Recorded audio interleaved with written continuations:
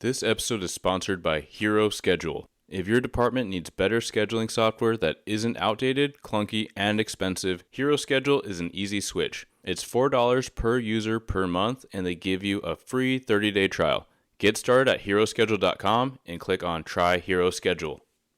It is every police leader's responsibility to not only continually develop their own skills and abilities, but to prepare the next generation of leaders. Retired Captain William Frost helps you meet this task by providing a clear blueprint to follow in his book, Leadership in Law Enforcement. To learn more about his book and other consulting and training he provides, go to www.code33consulting.com. That's code33consulting.com.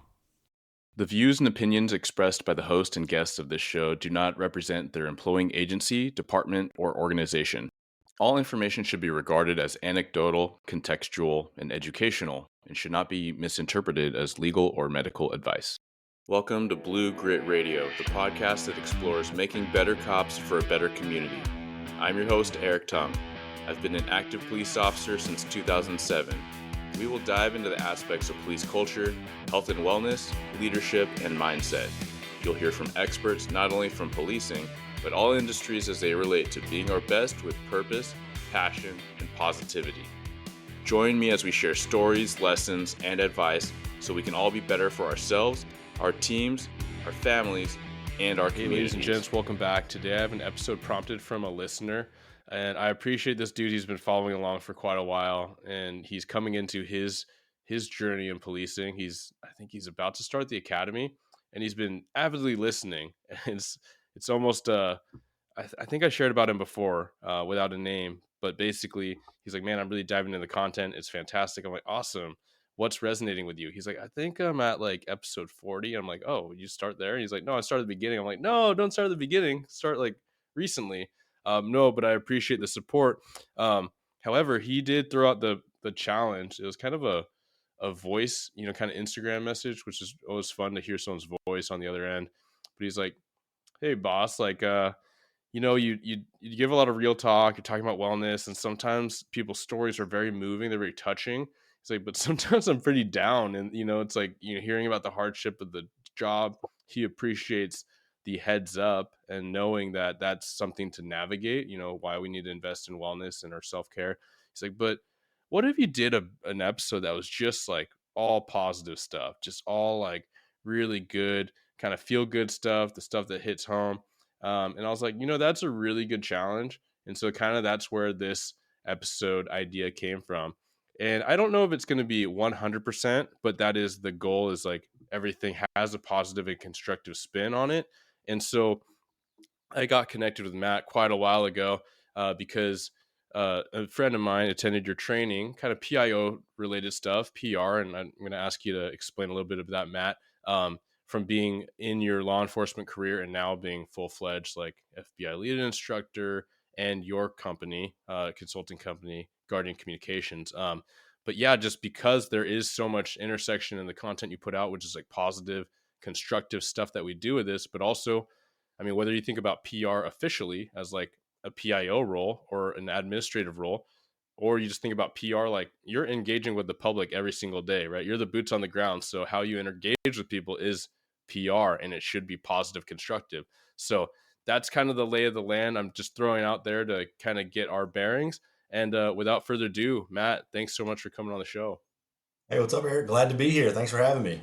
Yeah, absolutely. Can you please give the listeners a little bit of a background about yourself as you came into law enforcement, some of the different roles, ranks that you've held, and assignments, and then what led you to, your fake retirement? Because you're retired from law enforcement, but you're busier than ever, as we were talking before the recording. No, definitely don't feel retired. Even though I'm not in uniform anymore, I still feel like I'm obviously part of law enforcement. It's kind of something. It's all I've done. Yeah. Started when I was 20 years old as a patrol officer with the Gatlinburg Police Department in Tennessee. I was there for about a year and a half, and 9/11 happened, and I actually found myself getting hired on with the State Patrol in Tennessee as a trooper following those 9/11 events. That took me for a few years for a ride. Got to experience what it was like to be a trooper, and similar to most states, humping those traffic stops and DUI stops and just kind of doing the traffic thing. And good experience. But thankfully, some doors opened that put me back working in local law enforcement, which for me is really the meat and potatoes of American law enforcement. Answering those calls. And so, man, throughout my let's see, I retired in 2022 with 22 years on. So it's my 25th year in law enforcement. Have had the opportunity to do some really good stuff. Was a crash recon guy. I actually rode motors for 5 years. So I really love that, right? Kind of neat being on a motorcycle and getting to and do the cop thing. I served as one of our gang investigators for a while, so I got to see that side of things. Did CID for less than a year. I tell people all the time it was a great exposure. It's the worst job in law enforcement, if you ask me. Too much paperwork. Okay. But and then most recently, right before I retired, I was a squad commander over our night shift division for the sheriff's office in East Tennessee near the Knoxville area. Spent the last 2 years acting as the one of the acting patrol captains, just managing everything from patrol operations, grants. Probably the biggest thing that I had my hand in was communications director for our department, PO, handled all of the media stuff and forward facing kind of messaging that we did with our community. Um, yeah, I'll see what else. And then probably the other side of the house, spent a lot of time, several years at our state regional academy, training cadets, and also teaching now for FBI-LEEDA. So that's kind of where my path has taken me. Yeah. Well, fantastic. Thanks for that crash course. So I walked it in not knowing if our second guest was going to appear or not. He's having some technical difficulties, but welcome back, Joey. Avid listeners will know him from episode 67, which is on balance in all things in patrol, work, and life, like family and such. And then also episode 154, we talk about staying grounded. And so what better person to bring into the conversation on like being positive than an active street cop that's in SWAT assignment, like training, doing the thing, but absolutely front loading and making sure you're intentional about self-care and family time. And so, always a positive resource and voice. So I appreciate you coming back on, Joey. Hey, thank you for having me back on, Eric. I appreciate you taking your time to let me talk on your podcast again. Yeah, for sure. No, I'm excited. And I kind of walked before you hop back in and kind of laid out how the prompt came from a listener to have an episode focused on just positivity in policing. And so you were someone that came to mind pretty quickly. For those that are unfamiliar, you mind giving a little bit of your background and some of your professional assignment now? Of course. So my name's Joey. I go by 9mm Musashi on Instagram. I also run police post training. I've been doing that since 2017, and that page is a little over 100,000 followers right now. I was born in Kyoto, Japan. Moved to America when I was really young. Went to UCLA. I started my law enforcement career in 2013 with LAPD. Worked a couple of different patrol divisions there, and then ultimately lateraled to Northern California to be a cop in my wife's hometown. I'm an assistant team leader on our SWAT team. I'm one of our firearms instructors. I have a couple other collateral duties, but my full-time gig is patrol. I am also still in the Army Reserve. I'm working on getting out, but I've been a section OIC, a platoon leader, an executive officer, and a company commander on that side of the house. And most importantly, I'm a family man, so I have a 2.5-year-old daughter, and we have a son on the way due in August. Nice. Congrats. Thank you. All right. So when we start this conversation of positivity and policing, I'm curious what that elicits in each of you and where you'd like to start the conversation off. Matt, you want to go first? Yeah, sure. I was hoping you would, so I kind of follow your lead. So you're going to take it. When you just say when you talk about positivity, positive stuff in policing, like I guess for me and given kind of my wheelhouse now in the last 10 years, what I do, like I think it's such a great chance to brand the people that actually are the police officers right in our community. What people see on television is police out there like going to these hot and sexy calls with robberies and guns involved. And right. The reality is like American policing is a lot more than that. And those hot and sexy calls only come so often, thank God. Right. because we really mentally probably couldn't handle those type of calls every single day like you see on TV. But what guys and gals in the field are doing each and every day is, man, they're stopping at local businesses. Like they're doing foot patrols where they're talking to people in the community, having normal conversations about life and getting to know the different people in the zones and the beats that they work and what that is doing. And which is not shown. It's not shown on the news. It's not in movies. It's not duplicated. Is that they are showing the community that policing is actually full of people that make up their own community. Mhm. So I think that's one of the greatest things that we talk about in the training that I do is branding. And really it's a chance to show like your community that your department is the community. Yes, guys and gals put on a uniform. They strap on that carrier and they go out and hunt those calls. But when they take that off, their moms and dads, their t-ball coaches, their soccer coaches, they're volunteering at things in the community to give back. And so I think that's one of the things that probably gets underestimated the most is that branding that takes place. Yeah. Yeah, that's a key thing, and it was foundational to like our success in recruiting. And I think that any recruiting that isn't discussing brand, like who are we? And I'm not saying like be something you're not. I'm saying lean into what you are and highlight the best parts, right? But if you're not having that conversation, like I don't know what you're doing.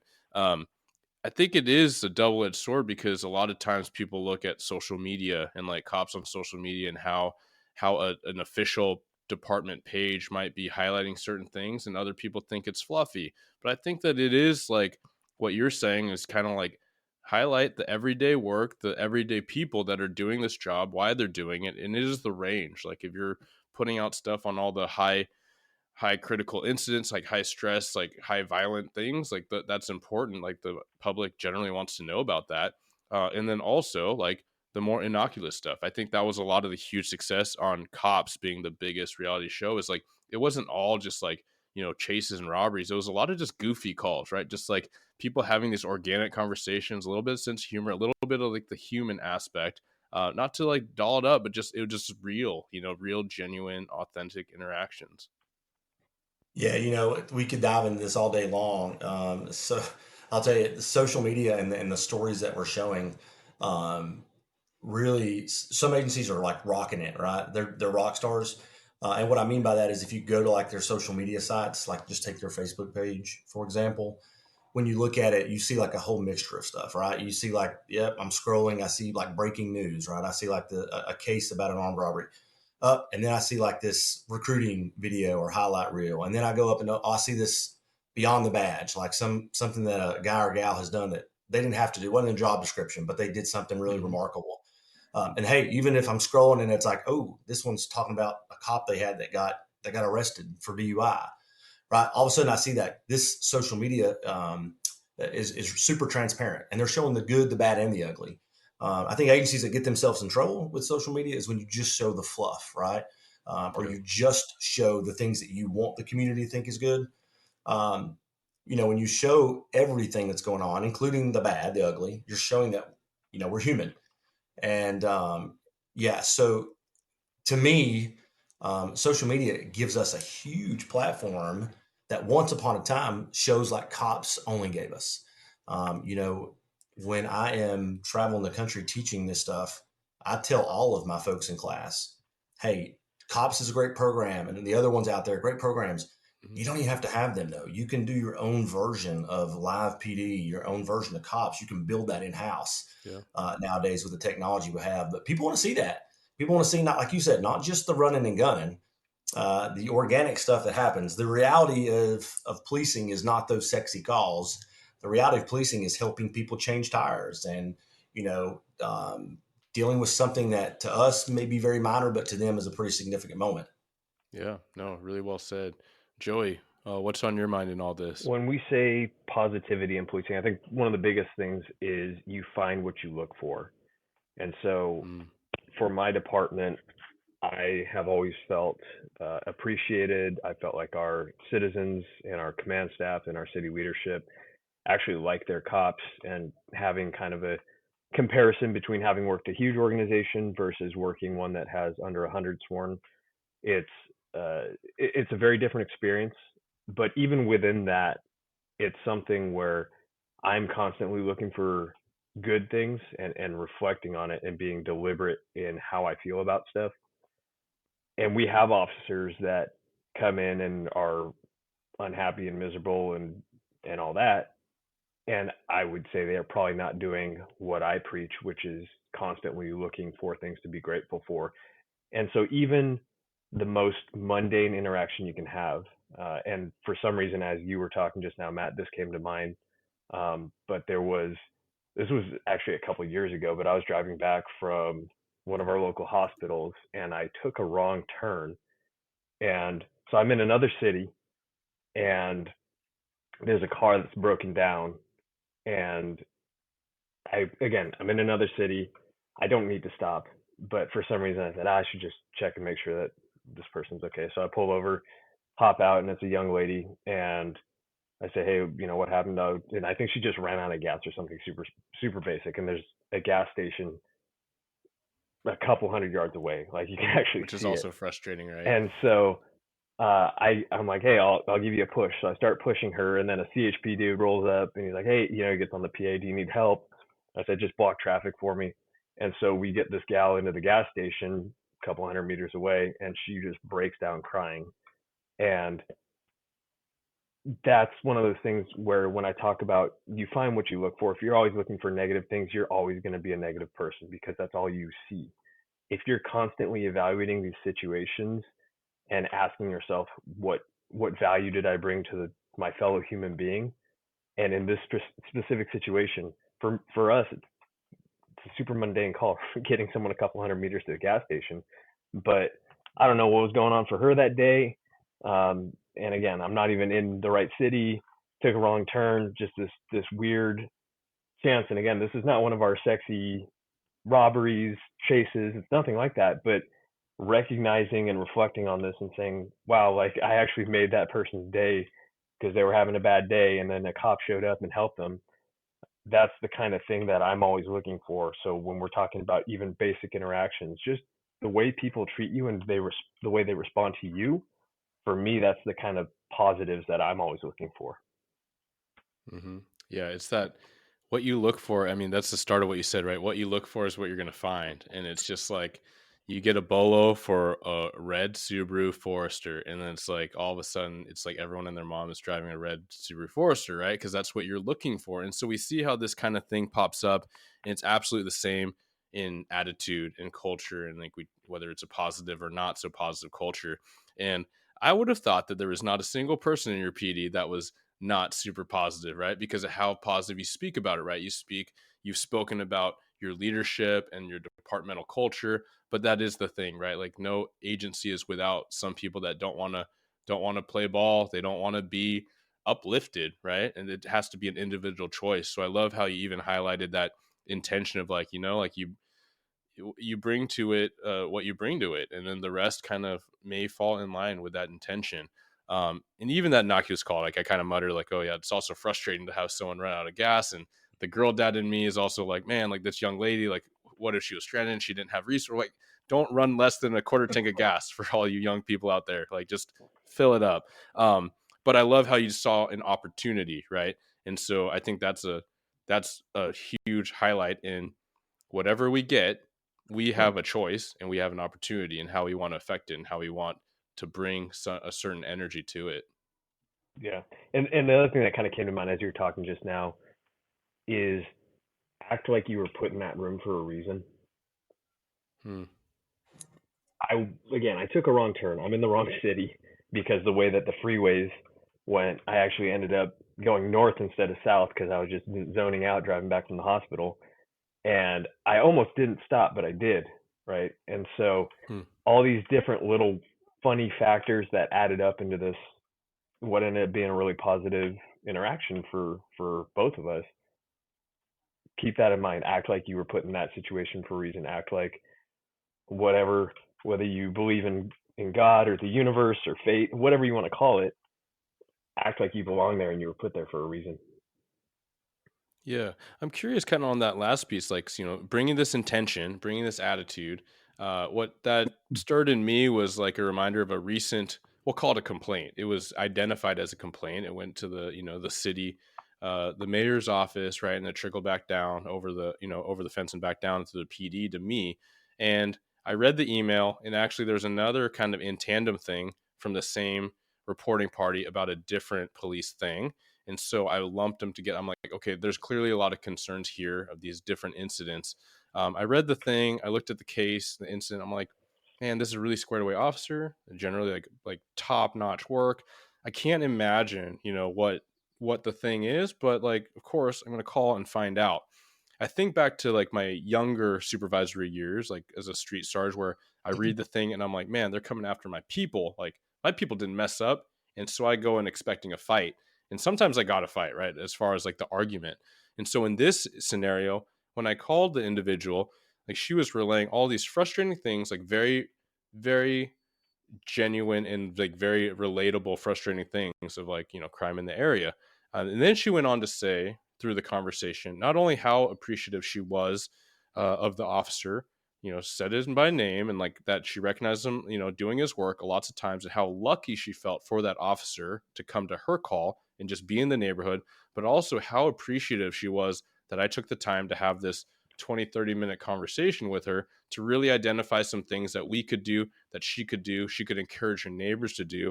And so like I reflect on this in this conversation, and I'm curious to spin it over to Matt for your professional expertise in this realm of, right, like public engagement, public relations, because I wasn't really expecting anything. I kind of had some curiosity, and I was like, like I hope that there's not some crazy accusation, but I can't imagine. So I think I went in a little bit more net neutral and came out in a really positive, I think, experience for both of us. So what do you think about that kind of topic, Matt? Well, I gotta tell you, first of all, what I hear from Joey is he talked about like consider your circumstances or think about your circumstances, right? And because I always say like some cops lose sight of like the blessings, like where you're at. Like, um, we know through not just like experiences, we know through data and research that often cops, the longer cops are on the job, like they become more cynical. They're obviously like they see a lot, and that stuff like for so long that's been part of our identity. If you're an experienced officer, if you're you've hung around for 20-25 years, like you're probably sour. And like I always try to encourage people like that have, because here I am 25 years later, like I never got tired of it. I never got burnt out. I didn't buy into that, right? But for me, one of my earliest FTOs when I was a 21-year-old trooper was this old dude who ate his job up. He loved it. His name was Frank Sherrill. And I was so disappointed to get Frank as a trainer when I first saw that I was getting stuck with the old dude. Like they had all these troopers lined up at the front of our academy, and they were assigning us our FTOs when we would graduate. And there was 73 of us, so there was 73 of them, and 72 of those guys and gals were locked and cocked and squared away. I was like, I'll take any of them. I don't want that old dude over there. And when they called my name and paired me up, sure enough, I got the old dude, and I was crushed. I tell people all the time, what you see today is a product of having that old dude. It was the best thing that ever happened to me. He loved his job up until the day he retired. I think he did it like 40 years, y'all. And he was active. He was a go-getter. He loved to get, drugs off the street. He loved to find crime happening. And he never complained about it. He never once came to work and complained about what was going on. And meanwhile, back home, he had a disabled son, an adult disabled son that he and his wife were balancing, taking care of. And I saw that in him from an early age. And so I always said, like, I'll never be that person that's sour because it sucks to be around those people, right? And then because I tie that back into, if you see a young person nowadays, and I'm saying young, like you show me that somebody that's 10 years on the job or less, and they're talking about being burnt out or they don't love it, there's a leadership problem. And I'm not just talking about like the policies and stuff. I'm talking about the way the leadership and the command staff teach the younger people around them how to handle problems, teach them how to look at challenges. For me, it's always been a matter of like, if I wake up, I'm pretty happy. Like that's a damn good reason for me to put a smile on my face, right? I've had two close partners die in the line of duty in my career. And I know that when I'm on that mailbox vandalism or I'm on that dumb call that I hate going to, it's going to have to definitely, I'm going to have to throw out a report, right? I always think about Chris or Kenny. And I know for certain that those two guys would do anything to be there taking that call right now. Right. So I'm always looking at, like, there's so many cops that would give anything to be taking whatever we have going on right now and running with it, being a part of law enforcement still, but yet they can't. Then you look at, like, there's a trooper in Illinois. His name is Brian Frank. Probably 4 or 5 years ago, he was hit outside of his patrol car while he was on a crash, and he suffered a serious TBI. You can follow his stuff online. His wife, she is literally bringing so much attention to what happens to law enforcement officers who are injured severely, like life-changing, right? And what they go through. And I think about Brian. I'm like, you know what? Yeah, I'm out here directing traffic in the rain for a stupid crash that somebody wasn't paying attention, right? But I get to do this job. And so I've always considered my circumstances, kind of like Joy said, like, it's a blessing. It's a blessing. Can I actually hop in? And I know you asked a question to Matt, and then Matt took it back, but the couple of things that he brought up made me, I was kind of reflecting as he was talking, and I like what you said, reflecting on your circumstances, but every call, even annoying ones, is a chance to show who you are, a chance to reflect your own character, your own, I have my father's name on my vest. I want to make him proud. So even ridiculous calls that most officers are rolling their eyes at and being frustrated with, that is a chance. Again, be deliberate and intentional in how you live, and that's a chance for you to show who you are. And the other thing you brought up a smile on your face. And there's interesting studies that talk about the impact that having a smile has on your own brain. And I came across one recently that actually said your brain doesn't know the difference between you fake smiling and real smiling, which I thought was really interesting, because when I was on Scott Ironsight podcast, when I was on his podcast, I talked about, having a toddler can get frustrating sometimes. And when I sense myself getting frustrated, I force myself to smile. And I didn't know the scientific background to this, but there is an actual tangible product by doing that. Yeah, that's super interesting, right? I think I've heard that before, and it just makes you think of this, like, fake it till you make it. And sometimes you can just kind of force yourself into it. You gaslight yourself into being happy.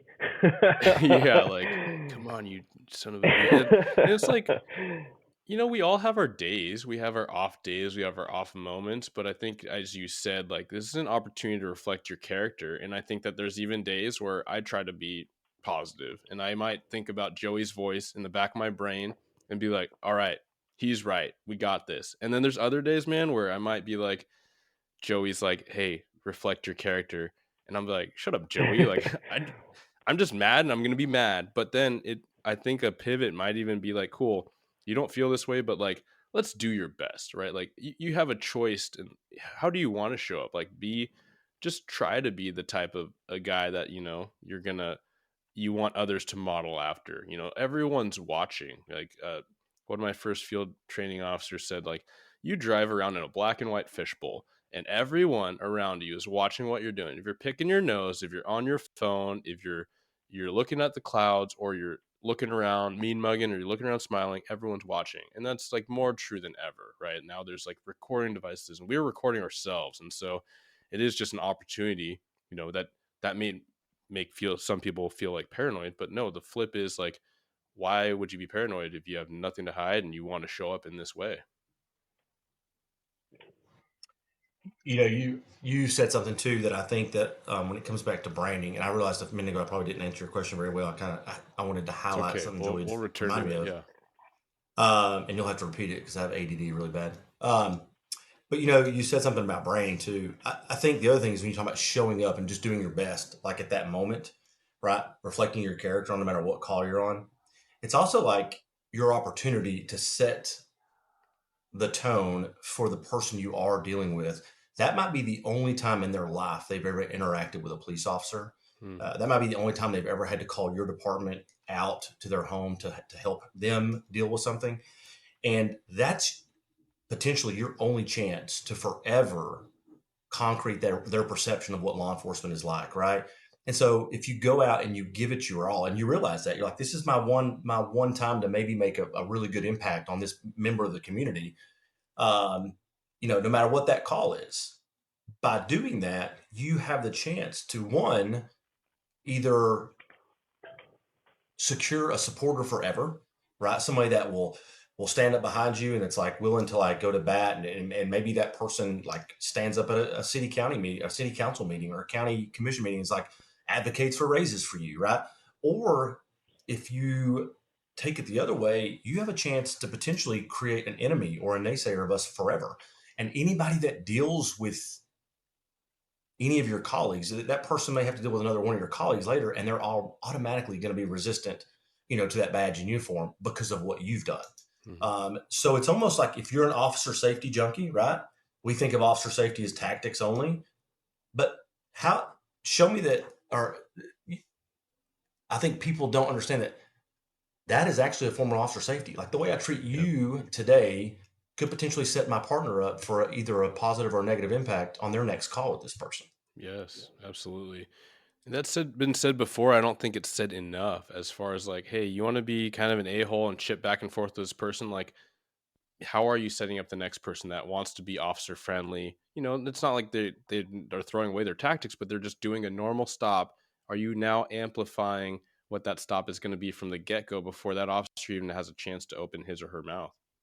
We've all been there when you've pulled up on a call and you've got somebody that's elevated and they're mad as shit and they're yelling, they're screaming at you, and you're like, hold up, whoa, whoa, whoa, calm down, talk to me. And we've all heard it at some point. They've said, sorry, man, the last time y'all came out here, I had this person and they were just a dick to me, and I just it bothers me, and I just expected you to be the same way, Yeah. right?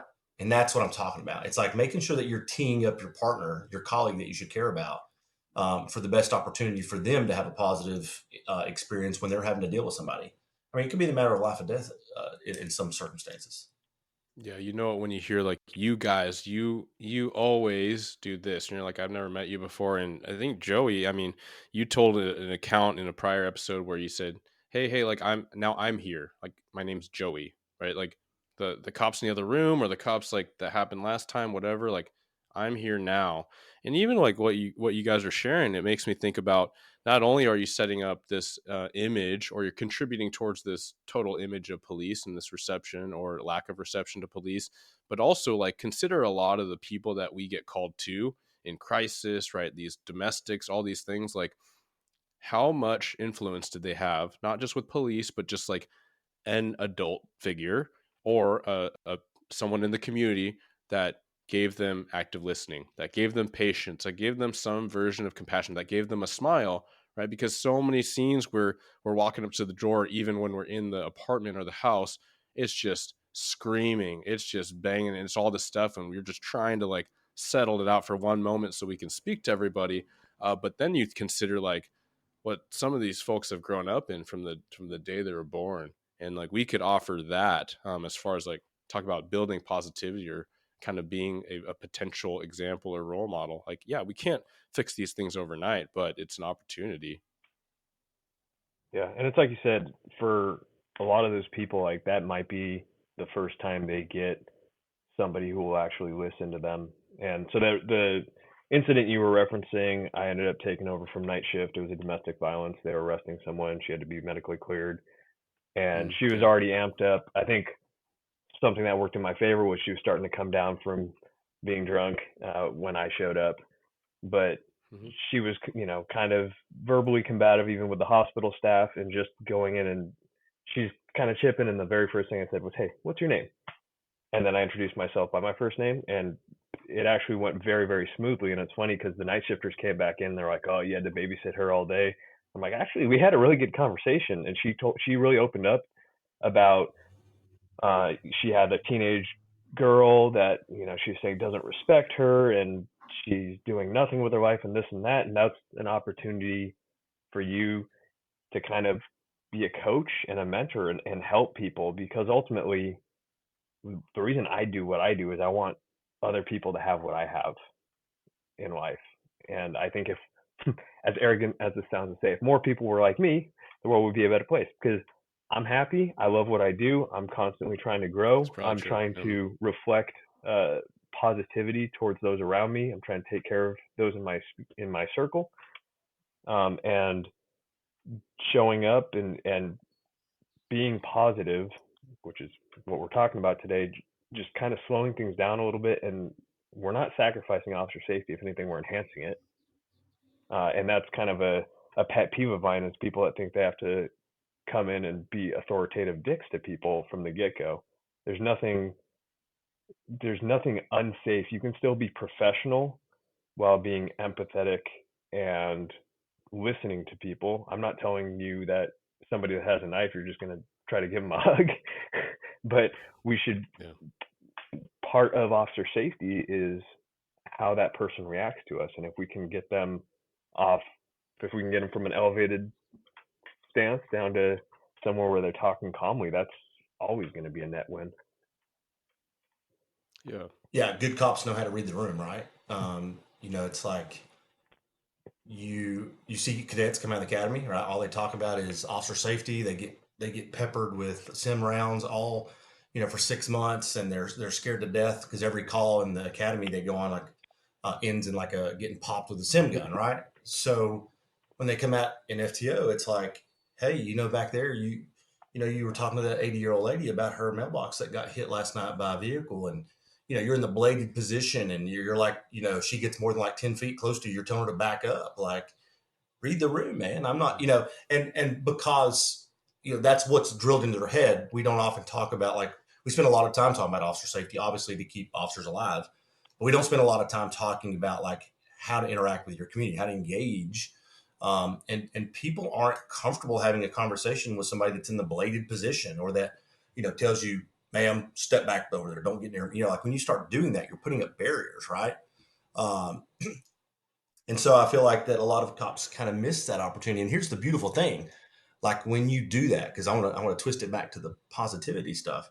When you learn how to engage with the community, you learn how to be a human, have a conversation with people that you're helping.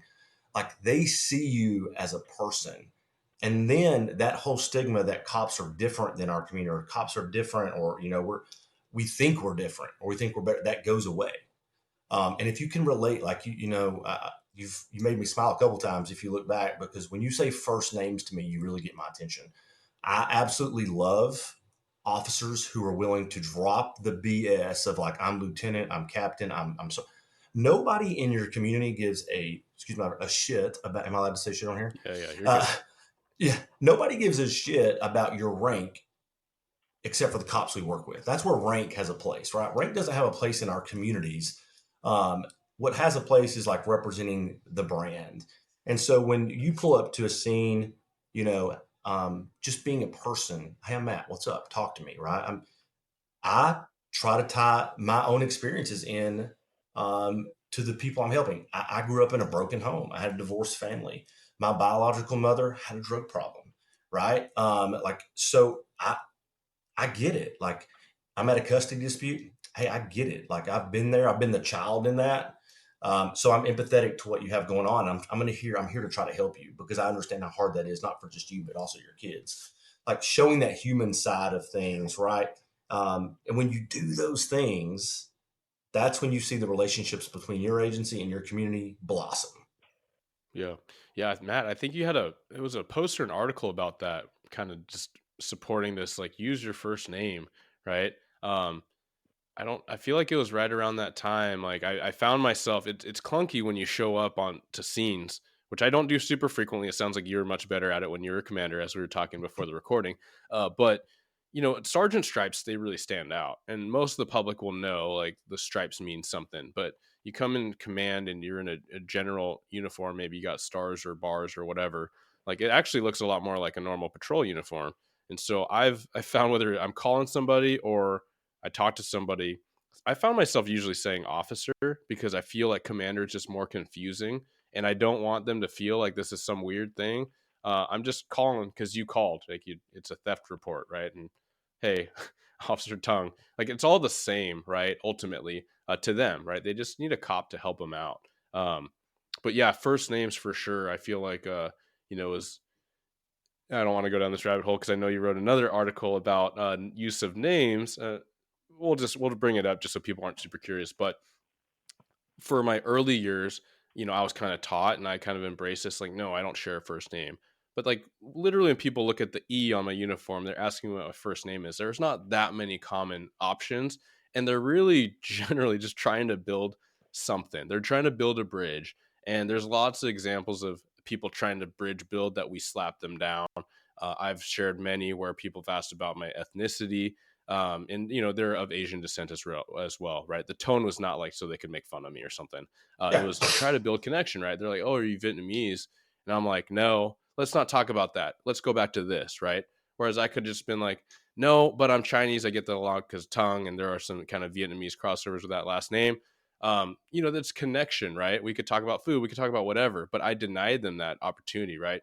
And I think about examples where in day-to-day policing, I was a part of it, and I saw and I've seen many people do this where someone will put their hand out, at the end of a call to shake their hand. And sometimes it is a little awkward, right? If you're at a dispute, and I understand there might be a reason why you don't want to shake one party's hand and not the other to show favoritism, but there are ways to signal, ways to relay that, right? To say, hey, um, you guys were just in a dispute. I don't want to leave you hanging. Let's do a fist bump. I'm going to go fist bump the other person. Hey, you be well, right? But I'll just say that I've felt and I've been in those examples where, man, like, have you ever put your hand out to somebody to shake it or to do a high five, not in uniform, and had them not reciprocate? It's a pretty terrible feeling, right? It's super awkward at best, embarrassing maybe, and could be insulting, right? So just something to consider with that, like, potential to build positivity and build that bridge. Yeah, I've literally seen people like have like a teenager come up to him like at a community event, like the state fair Hmm. or something, and like say, "Hey, my name's Chris. What's your name?" And they're like, "I'm Sergeant Smith." I'm like, "Man, you just missed an opportunity to connect and bond." Like, I can only think of a few professions. One, like law enforcement. Two, even though I've never served in the military, I'm married to an active duty Army doctor, right? So I hear the military talk all the time. Firefighters are pretty similar. Those are about the only three professions I know that use last names as like a way of communicating. Like we, in the squad room, we're like, "What's up, Smith? Hey, come over here." Like, um, no other profession uses that. They use first names, right? And of course, I'll go on to argue like that's the other thing we like. First name. It's actually safer for somebody to know my first name than my last name, Sure. right? There's a lot less they can find out by knowing Matt versus Fagiana. Fagiana is really unique, and you Hmm. can Google me and find out my address in 10 minutes, right? So yeah, I think that from a branding standpoint, man, like connecting with them, and that if it's that first name or it's that chance, they're nervous. Some people, we don't get nervous around each other because we live and breathe this. We wear that uniform. You got to think like you've seen it. You pull somebody over for the first time, they've never been pulled over. They're shaking. And it's not because they have 50 kilos of crack in the trunk. It's because they've never dealt with a cop, right? And so for them, if that person's way of trying to calm themselves down is to make some casual conversation with you, let's go with it. And on the flip side of that, good cops, because there's always cops that are like, "I'm not giving somebody my first name. I don't care what you say." That's fine. Listen, some of the best detectives I've ever worked around, some of the best homicide detectives I've ever seen, the guy named Doug Davis comes to mind. These guys are not what you see on TV. And they're not these like crisp, like just suit wearing guys. They're the guys that come in and can sit down and have a conversation with any suspect that's across that table. Hmm. And they can work that suspect without that suspect even realizing. And they're being a person. And the next thing you know, that suspect's like, "I'll tell you everything because I like the way you treated me." Hmm. Right. And so, I mean, good police work is about connecting with your community on any given crime because the connection is what often helps us solve those crimes. And it's knowing how to talk to people the right way and not always being in that bladed position expecting grandmother to stab you with a knife. Yeah. I actually really Yeah. like What this do you got, Joey? conversation on the whole last name thing because I I had a battalion commander that learned everybody's first name, and in that setting, because just like law enforcement work, you have your name tape on your chest, right? It shows that you care, and I actually really like that, and it's something that as a commander, I also called my enlisted and my officers by their first names as well. And within my PD, I don't like being called by my last name, in part because I had when I was training on the military side of things, we had a prior British Army guy, and he actually said it was disrespectful to only use someone's last name without a title. And that's, for whatever reason, that's one of these things that I've latched onto. And because I'm in a position where on the instructor side of things, I get our recruits before they go to the academy, I get them for a week. We're on the range for a week before they start the academy, and they come back and they have another week with me. And it's really important for me I want them to feel comfortable, and it's a big deal for me that I just introduce myself by my first name, and I just want them calling me by my first name, because I see the instructor role kind of as I am getting paid to teach you, and that in a sense makes you a client, even though you're not necessarily the one paying me. But I want you to be comfortable asking questions, especially with firearms, because I would argue that's why a lot of these firearms programs in the academies are not as successful as it could be. Is firearms is such a unique skill set that takes a lot to get somebody good at. And when you have somebody wound up super tight and they're stressed out because you're screaming at them constantly and sir, yes sir, recruit so and so, this and that, you're not going to learn as well.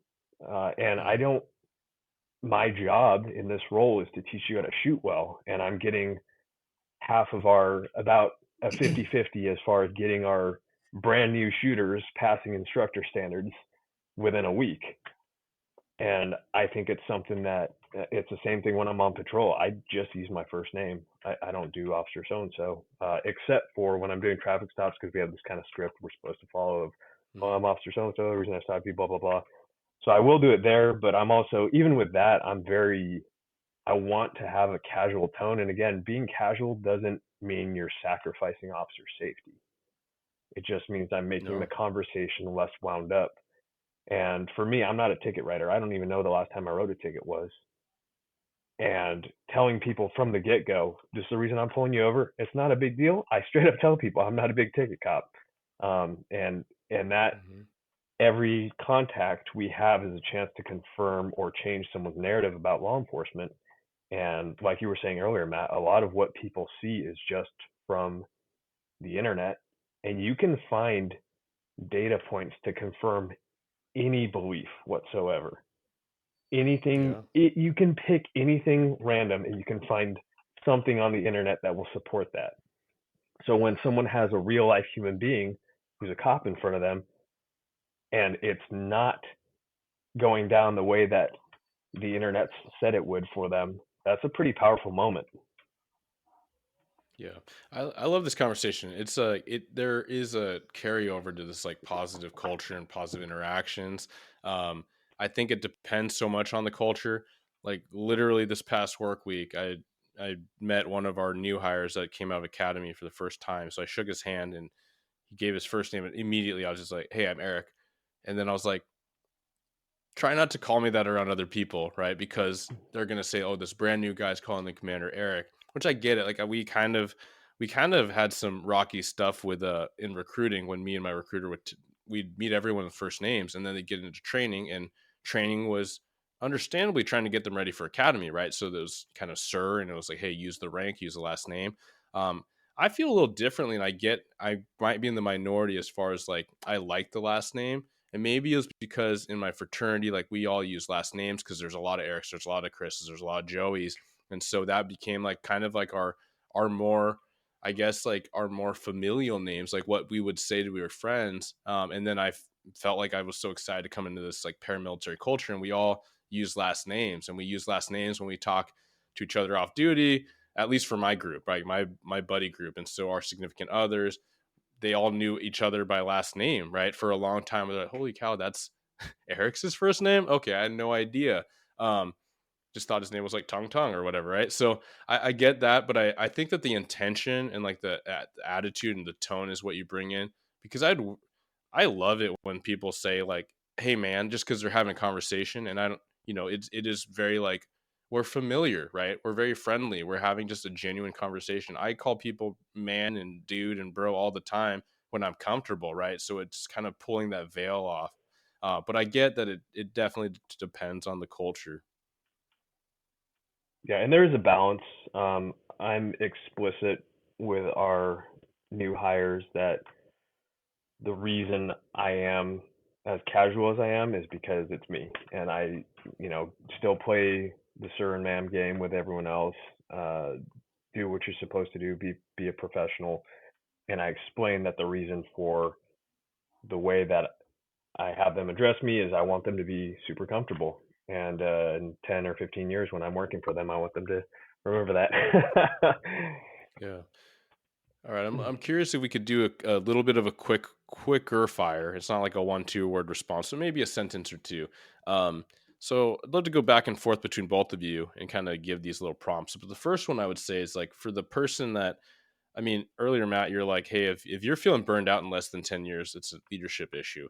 It may or may not be, but I would venture to say the majority of agencies have a handful of people that are tiptoeing on burnout. And I don't think they're not just the negative Nancy's, right? They're just kind of average people that are feeling the burnout because of the pressures and the scrutiny. But what would you say to those that are listening in and they're like, yeah, I just feel burned out. I'm generally positive. I want to be more positive. I hear what you're saying. Some of this is great stuff, but like, what would you say to them as far as like where to start? Well, first of all, I hope you have the support internally that you need because it is culture, right? Like, I've been really fortunate to work for some amazing leaders in my time. I've worked for some bad ones, but I focus on what the good ones really left me with. If you have that support, first of all, I hope you take advantage of that. There's so many cool resources, resources that even 25 years ago were not even thought of. Just routes for help. And, when I started, I can say this, like really that long ago, it was like, you don't talk about it. And if, we don't get bothered by anything. And so we've changed so much in the right way. So internally, I hope you have the right thing. The other thing is like, I'm a firm believer that sometimes we have to take our own lives into our hands and we have to right, take some action. So like realize that your work is your work and it's not your identity. Even though cops, we're one of the few professions that really we claim our job as our identity. But when you leave, like find some other stuff that give you passion. Find some other things that give you like whether that's the gym or whether that's going out and like, volunteering and doing something different or getting involved in youth sports or maybe for that's traveling, right? Um, just find something that reminds you that like what you're doing is not everything. Focusing on your family and your kids and whatever. And if you're single, like don't worry, you don't have family, kids, no big deal. Not everybody does. Then find that other thing. Like I'm a private pilot and I love to travel, so there's always something to do to remind me that that's just a part of me. I think that's huge. I think we lose that sometimes because we tend to just take it home with us. So that would be my biggest thing. It's just to find a good passion. Yeah, absolutely. Joey, what do you got? I think everything condenses down to 3 points. Focus on a strong body, resilient mind, household filled with laughter and love. I guarantee you will have a very hard time feeling burned out if you have yourself in order. And like Matt was saying, a lot of this does have to do with people not taking agency on their own individual circumstances. I get that the job is exhausting sometimes. Long hours, you are exposed to things that most humans will never see. And there does need to be some type of outlet. You do need a good support system. One of the things actually I want to bring up, and I know you said keep these to a couple sentences, but that's probably not going to happen. Okay. It's hard. It's really hard. I've tried this a Um, couple times on episodes that haven't aired yet, and like no one can really keep to it, which is okay. but our department actually has gotten us. They spent a lot of money on this program that there's a little application that you can download on your phone that walks you through all these guided meditations and these mindset things, controlled breathing, all that stuff. But the other thing that they give us access to is a coach. So it's somebody, it's not a therapist, um, and that's a whole separate issue, but it's just somebody to kind of bounce ideas off of. So the guy that I actually ended up picking up was a former Army Ranger who's now a high school English teacher, and it's awesome just Hmm. chatting with this dude and bouncing ideas off of him. but you don't need that. You don't need your agency buying this program is what I'm saying. You need to have somebody that you can talk to. And there's a mix. Uh, it's good to have somebody that understands this profession, but also it's good to get away from cops when you're not at work. So Yeah. there's a fine line there. There's a little bit of a balance that needs to be struck. And so if you're feeling burned out, you need to ask yourself, am I focusing on a strong body, a resilient mind, and a household filled with laughter and love? And if you're not, focus on that first and then see how you're feeling after. And let me throw one more thing in there because I think it's important also, like to tell people, if you get to the point where you're burnt out and you feel like there's no fixing it, hey, there's no shame in the game. Some people give 10 years to law enforcement and that's it. And hey, that's okay. That job well done. Mm-hmm. It takes a very strong person to admit, you know what, I did it. It became a little too much and I needed to prioritize myself first or my family first. And so like I stepped out of that game, and I tell people there's no shame in that. I actually applaud people that are willing to say like, look, this has got to be enough, and I'm probably a liability to others around me. I'm probably not doing my family any good being here, and so if nothing works, also know like, man, there's so many other things out there too that can keep you going. Yeah. Yeah, 100%. Like I would second that all day long. It's, 3, 5, 15 years if you did it with utmost like character and you contributed Yeah, towards the positivity in this profession, then like we were happy to have you, right? Like we look at military service in a different way, and like it's different. It's not the same. It's not the same commitment, but it is a lot. And so is it serving you? And I love the both of you guys kind of talked about like taking ownership, like taking personal agency. And a lot of times burnout, it slips into this victimhood that we talked about earlier, which is like that's so slippery, right? If you're on that path, because then you feel like you don't have choices. You feel, and oftentimes it's going to get to resentment, and we don't want that. We don't want that for you, for your family, those that have to be around you, for the organization, anything like that's not a good mixture. So one of the other questions I had was, what you guys do for wellness, because if you're following this stuff, that I avidly believe that wellness is a contributor toward your your health in positive ways. And so I love that you guys kind of each brought in kind of a hodgepodge of things, which was have other hobbies, man, even talking about like family and fitness, but also talking about Joe, you give the example of like having a mentor or a coach, and yeah, absolutely, that doesn't cost money. I mean, some of my most valued mentors are free, and some of them are in the industry. But I also love how you brought up that, or who talked? Was it you, Matt, or who brought up the external outside of policing That was me. percept? Yeah, okay. So I think that oftentimes I can have this like, man, the sky's falling. And then if I get with some of my college buddies and they're all professional in their own, they're successful in their own walks and professions, and we can talk about leadership because often a lot of them do have, subordinates and they manage programs. But then when I try to explain this thing and I'm like, man, it's really not that complicated. It's really not that daunting. It's just a people thing and we can iron it out like a lot of people things. And the world's not burning down. It just might feel like this. And sometimes you get around a lot of like minds and we can start pouring gas on that fire, even accidentally, because we want to validate. And misery loves company, which kind of gets slippery too in this positive conversation theme. All right. So we're going to pivot to the next thing. So in that, the misery loves company. So you got someone that they're trying to do their thing. They feel like they generally are pretty resilient. They come into work with that positive attitude, but as soon as they're around certain squad mates or even the walls of certain hallways, they're like, man, I feel this like tension brewing. What suggestions or advice do you give those folks for how to navigate that and try to hold that light strong and steady, and hopefully other people take glom onto it in the right ways? So I'll let you go All first. right. I think there's something to be said for being secure in who you are. And there's a saying, if you don't stand for something, you'll fall for anything, right? And I think that's so true, especially as it comes to this field. And people have kind of like jokingly making fun of me about how I just kind of live in my own little world. But I don't engage in the gossip.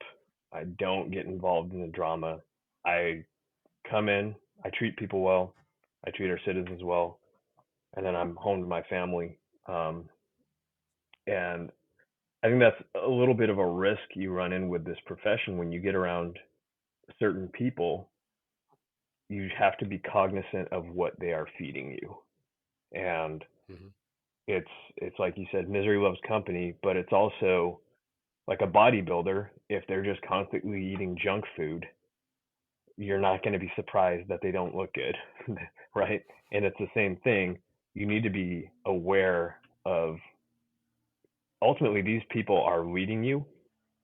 They are a leader in their own respect, right? If they're influencing Yeah. you in any way. So be aware of those people. And I'm not saying you don't need to avoid them unless it's something that you cannot be around them without being negative. If you're going to try to be a positive influence on that person, good on you. But be deliberate with your time and how you're spending it and what you're doing around those people, and be cautious of how they're impacting you. Yeah, absolutely. Yeah, so I was writing down some stuff because this is a good question because when you ask that, I picture my own department. I picture certain people. Like as soon as you say that, I'm like, I know who you're talking about, right? We all do that. First, I would tell the person that's listening, like if you're listening to this episode, and you're like, yeah, like I'm the young guy and I want to go in, but like sometimes I work around two or three individuals who kind of bring me down, and or you find yourself like gravitating towards them and being like them. Listen, be bold.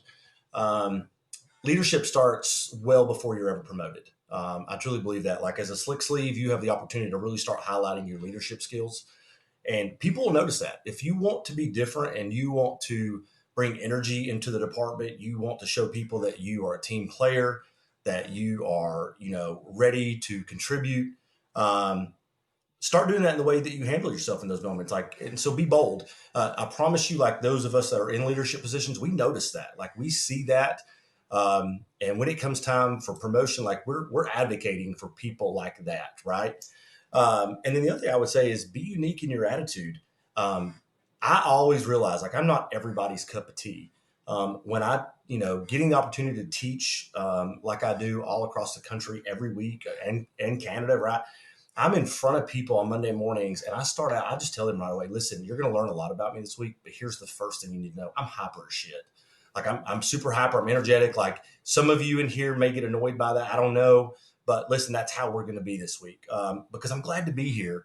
And any of us in this room can find something that we're happy about, right? Life in itself, like there's a reason to be happy. So I'm unique in my attitude. In my attitude, I choose to have fun in the moment that I'm in and realize like what my blessings are. So I would tell that person listening also be unique in your own attitude. Don't feel like you have to duplicate somebody else's attitude.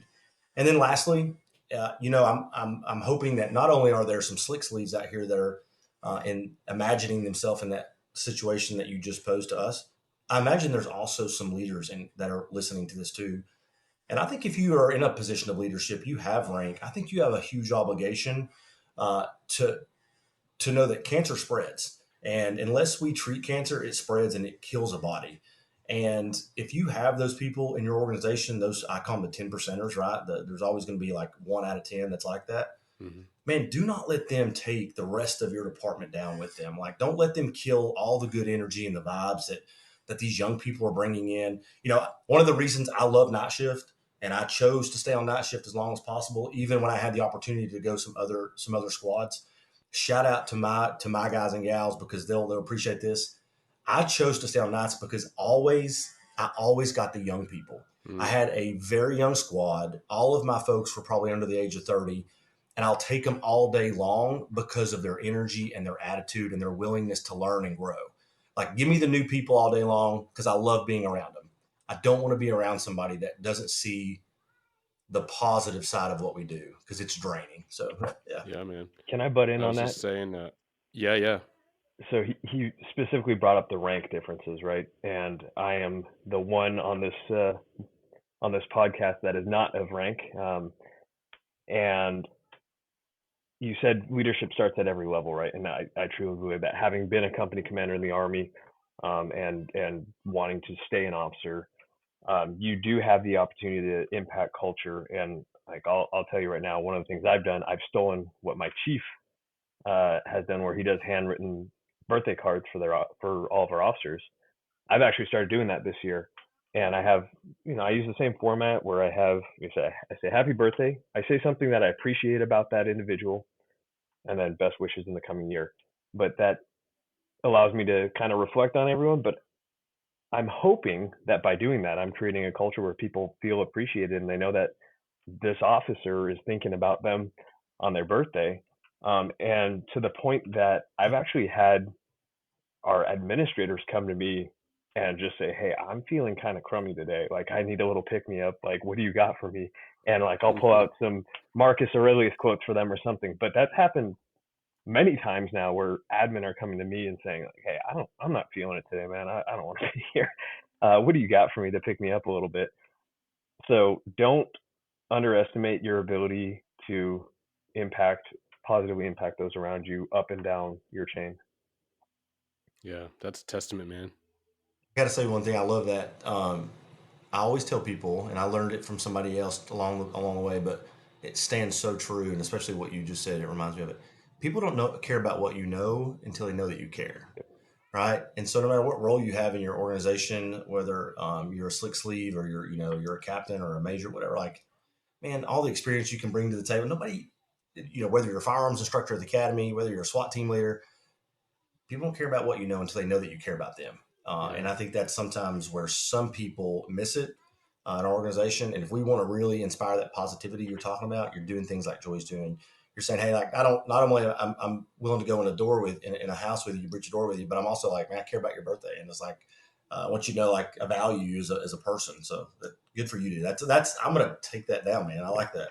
Yeah, That is and really you don't good. need to do all that. You could even just, I mean, we have our dailies that come out every day that say what people did. If you see someone, like especially newer officers, that did something cool, made a cool arrest, shoot them a text and say, "Hey, like, good caller last night. That sounded crazy." Just little things like that where people know that you care, and trust me, it does matter. It matters that people know that. Yeah, that quote feel like it was a U.S. president. 'Cause I read it not super long ago. I don't think it was Teddy, but I feel like it could be because it's someone that you wouldn't expect it. But I encourage the listeners to look it up, or if one of you guys want to look it up. But yeah, I loved I loved what you said, Matt, about the graveyard, right? The night shifters squad, because they bring this fire, right? They bring this pep. And I told my grave squad, because I supervise day shift to night, so on all the same set of days. But I told them, I was like, "You guys have the most positive, upbeat, and usually hilarious roll calls." They're like, "Oh, really, sir?" I was like, it's look at you guys are all laughing, smoking, and joking, all positive. No one's talking BS. You're talking about the funny stuff. You're giving each other props. It's just that's healthy culture, right? So I don't care if other people, other my squads are listening, or someone from one of them listening. That is your challenge, right? I'm calling you up, right? Bring that fire to your roll call. I think what I'd like to kind of end with potentially is what lights each of you up. And you guys have kind of talked about some things, whether it's like kind of wellness or lifestyle, or kind of how you balance things. But when I give you that prompt, like, what lights you up? For me, I'm deeply rooted in this profession, right? I grew up around it. I absolutely love it. I know the risk that comes with it through loss. I also know the rewards that come from this job, both personally and professionally. And I take it very serious that it's up to us to create the next generation of awesome men and women who are willing to do this. Not only willing to go out there and take the calls, but also create the cultures that are so badly needed in our profession.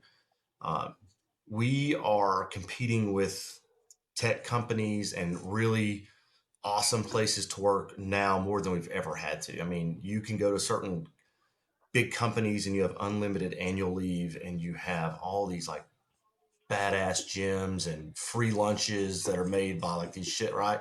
Mm-hmm. So there's a lot of cool opportunities for people out there, but we all know that we need quality men and women to come do this. And so we have to think differently in the way that we pull them in. And so for me, like I get excited, it makes me smile, knowing that if I can make 2 or 3 people each month go back and treat their people differently, or if I can help them to change their culture so that people want to be there, then when I am dead one day, like I feel like I've made an impact on this profession that I care about, knowing that there are still good men and women that are willing to come out here when they don't have to. And there's better jobs out there that pay better, but they're still willing to bite into this and be like, this is a pretty cool job. This is a pretty cool way to give back. And so for me, that's my why.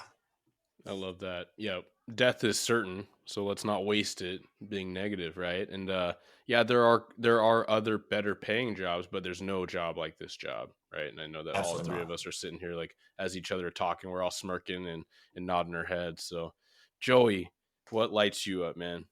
A couple different things. I'd start honestly with faith. And that's not something that I've really talked about a ton or been super open about, but I do want to be a positive reflection of the grace that's been shown to me in my life. My own family is a huge motivating factor in reflecting the love that I was brought up with. And honestly, like if my daughter or down the road my son, for whatever reason, were to see my body cam footage someday, like I want them to be proud of their father, right? Hmm. And a huge part of why I do what I do, why I treat people the way I do, and why I do police post training is because I've been given so many amazing opportunities at the department I work at as just an officer to do all these different instructions, all these cool trainings. I just feel like I've been treated amazingly as an officer. And so I understand that not everybody has that, whether it's our community members that didn't grow up in supportive environments, or other officers that I'm interacting with on social media that don't have the department support that I have, and I want to kind of pass that on to them and reflect that out to those around me. Those are kind of my main reasons for why I do what I do the way I do it. Yeah. I love it. And I love all the conversation we had. We covered a lot of ground in these different themes that intersect positivity, or this power of choice of attitude. Matt mentioned a couple times, and Joey definitely intersects with it too. But like the fact that we've lost and we know loss, the fact that we've seen and we've experienced close hand trauma, like is all a reflection that there's the other end of the counterbalance, right? So there is this side we're well aware, and so we also have to be aware of the other side, right? The balance of things. And so that's one thing I truly appreciate. I think in all the hardship of this career or just life, like I appreciate having support systems, networks, like friends, colleagues, and yourselves included, that help me choose that positivity, right? Because I know it's possible, and I have these little reminders, a little peer pressure, or whether it's the overt or the more subtle, like, hey, you can be this way, you can choose to interact this way, project this. And so I think that's just how I kind of want to say thank you for coming in this conversation, coming on the show, Joey, again, and Matt as a first timer, and certainly probably many more to come. Thanks for having me. I really enjoyed it, and I enjoy learning just as much as I enjoy sitting here talking. Hearing you two talk about your own experiences. Yeah. Absolutely. Thanks for having me on, Eric, and Matt. It was great chatting with you as well. Thank you for tuning into another episode of Blue Grit Radio. As always, support this community by subscribing, giving us a 5-star review, and following, liking, and sharing posts on Blue Grit Wellness on Instagram. You can reach me there or email me at bluegritwellness@gmail.com. Be well and stay gritty.